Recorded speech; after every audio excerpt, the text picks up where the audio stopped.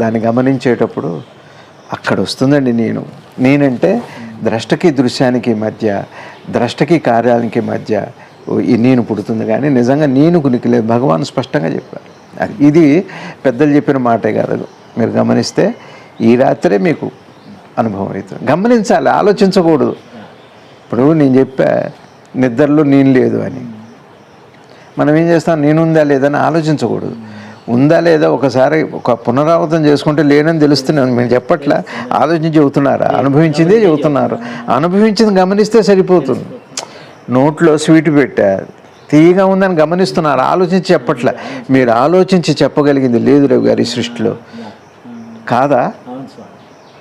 ఇప్పుడు అక్కడ పెట్టి మీతో అనుభవం లేకపోతే అదేంటి అంటే మీరు ఆ రుచి చెప్పలేరు. ఈ సృష్టిలో ఏ జీవి చెప్పలేదు, ఒక పరమాత్మ ఆ లోపల వస్తువు తప్పనిచ్చి. కానీ